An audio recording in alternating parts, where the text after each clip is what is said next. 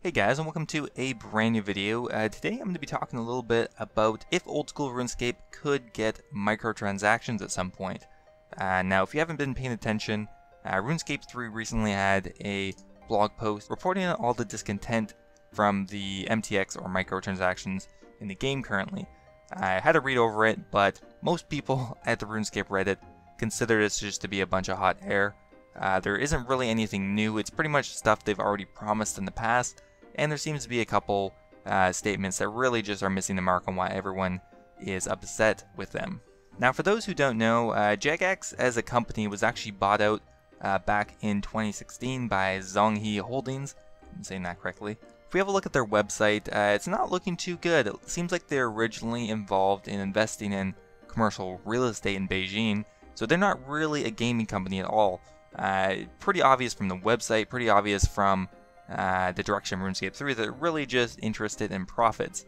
Now, one of the justifications that the mods said, at least for having MTX in the game, and has been an ongoing justification, is that with a declining RuneScape 3 player base, they need more money to sustain themselves. However, if we look at a press report for the revenue from 2016 alone, they're looking at 88.4 million with about 36 million in profit.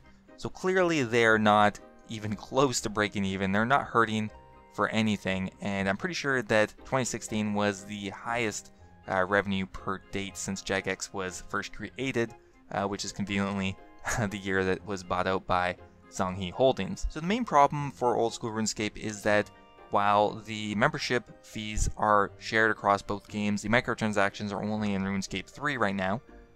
So if RuneScape 3 tanks it and nobody plays it, or it's just a shell game that nobody goes on, the profits are going to be decreasing because a huge amount of money comes in from microtransactions.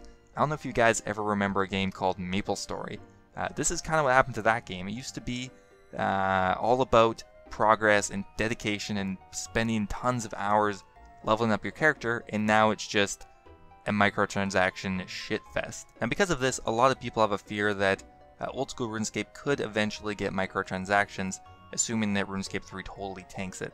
Now, would Oldschool Runescape accept this? I really don't think so. Just based on being in the community for a while and just seeing how people react to anything that's related to microtransactions, I really don't see it happening. And if they released even close to the amount of microtransactions that are in RS3, I do think people would quit, and it could easily be the end of RuneScape as a whole. Now, the important part is that Jagex is able to communicate with the Chinese owners. I'm not sure on what level of communication they have. Obviously, the mods are aware of this fact as well. MTX is in the game, people will quit.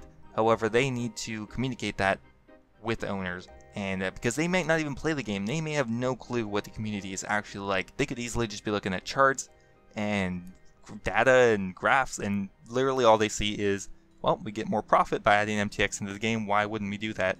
Which, I mean, from their perspective, totally makes sense.